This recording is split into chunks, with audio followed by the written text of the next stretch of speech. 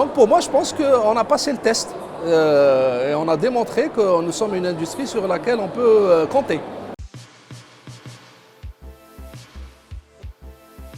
La politique du médicament en Algérie, je pense que c'est un exemple de succès comparé à d'autres secteurs d'activité dans notre pays et même dans la région. Ça fait une vingtaine d'années que je fais ce métier et j'ai vu l'industrie pharmaceutique algérienne monter en puissance. Au départ, l'importation représentait le plus gros de la consommation de médicaments, alors qu'aujourd'hui, nous fabriquons plus que 50% de la consommation de médicaments localement. Nous sommes confiants que ce taux va augmenter.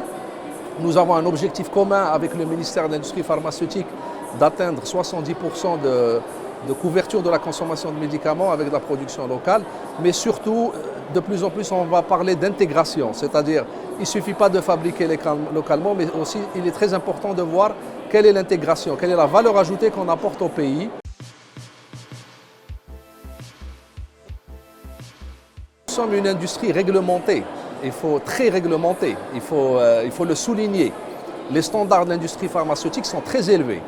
On ne fabrique pas un médicament comme on fabrique un autre produit anodin.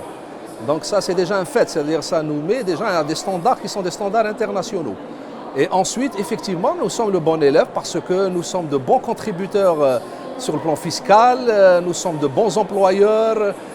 Nous employons beaucoup de cadres dans l'industrie pharmaceutique, beaucoup de jeunes. En tant qu'industrie jeune, donc nous avons aussi beaucoup de jeunes cadres et aussi nous sommes le bon élève parce que vous avez vu l'effort qui a été fait en termes d'investissement, des investissements sérieux, des investissements porteurs qui ramènent de la valeur ajoutée au pays. Donc nous sommes vraiment fiers d'appartenir à ce secteur de l'industrie pharmaceutique.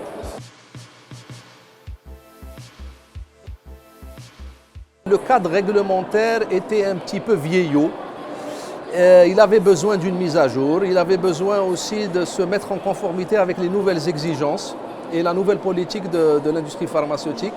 Et ça a été fait dans un temps assez rapide. Donc vraiment, nous saluons les efforts qui ont été accomplis par le ministère de l'Industrie pharmaceutique qui, en l'espace d'une année, a mis un cadre réglementaire en termes d'enregistrement des médicaments, en termes de prix, en termes... il y a plein de domaines où c'est maintenant beaucoup plus clair pour nous et ça nous donne de la visibilité. Je pense que l'investissement a besoin de visibilité, il a besoin de stabilité. Donc effectivement, il y a eu beaucoup d'avancées sur ce domaine. Maintenant, on peut construire sur ce cadre réglementaire nouveau. On peut vraiment se projeter sur les années à venir.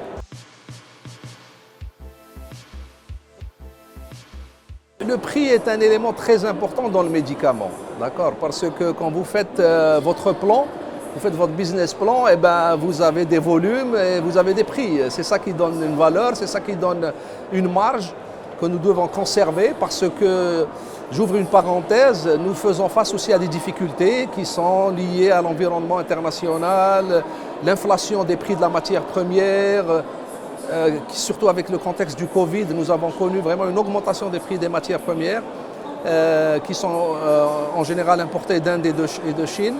La dévaluation de la monnaie locale, tous ces éléments impactent la marge du médicament.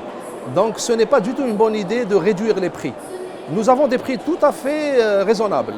Il y a eu des études qui ont été menées par l'UNOP, l'Union nationale des producteurs, et qui montrent que les prix des médicaments en Algérie sont tout à fait raisonnables comparativement aux pays de la région. Donc je pense que le cadre réglementaire qui a été mis en place introduit plus de transparence en termes de prix.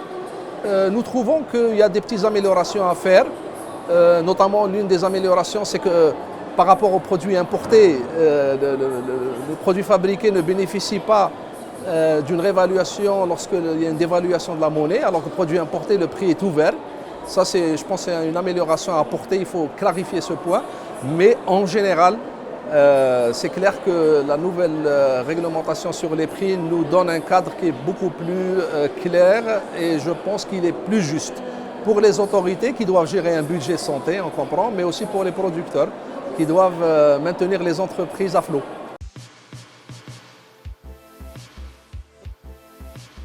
La situation du Covid est une situation anodine. En fait, personne n'y était préparé. Et c'est venu comme ça, il n'y avait pas de plan pour gérer cette pandémie mondiale. Et je parle à l'échelle internationale, pas uniquement en Algérie. Donc nous avons dû réagir. En tant qu'entreprise, notre premier souci, c'était d'abord la santé de nos employés. Il ne fallait pas mettre en péril la santé de nos employés. Donc nous avons dû adapter le mode de travail. Certains de nos employés travaillaient de la maison, d'autres travaillaient en shift, comme on dit, c'est-à-dire en équipe. Et pourquoi? Parce qu'il fallait sauvegarder la santé des employés, mais en même temps assurer notre mission de producteur de médicaments. Et je pense que l'année dernière a démontré que l'industrie pharmaceutique algérienne, elle a bien résisté à la pandémie du Covid. Il y a eu ici et là quelques ruptures, mais mineures. C'est-à-dire nous avons assuré les besoins essentiels en médicaments de la population algérienne. Comparativement à d'autres pays, nous avons des exemples dans la région où les pays ont beaucoup souffert de la disponibilité des médicaments, la disponibilité des masques, du gel hydroalcoolique, de tous les moyens de protection. Donc pour moi, je pense qu'on a passé le test et on a démontré que nous sommes une industrie sur laquelle on peut compter.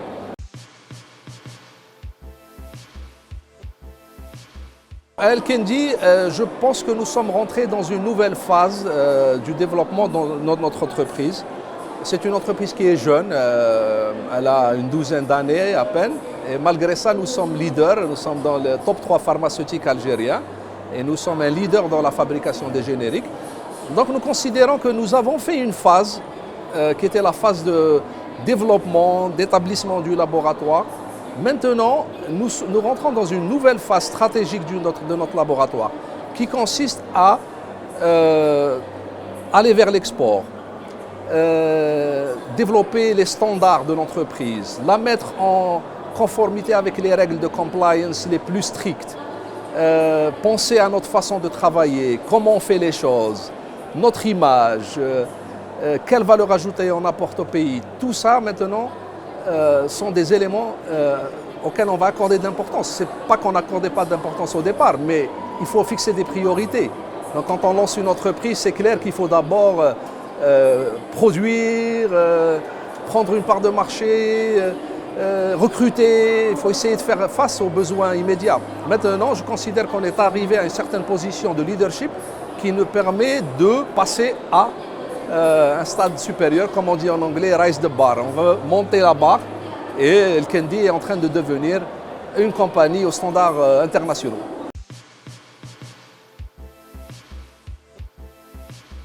C'est une bonne nouvelle parce qu'il y a un travail qui a été entamé et je pense qu'il était dommage qu'il n'y ait pas une continuité dans ce travail. Donc nous pensons que maintenant, Monsieur le ministre de l'Industrie pharmaceutique avec sa nouvelle équipe, ils vont pouvoir vraiment conduire les réformes et les faire aboutir au sein de l'industrie pharmaceutique.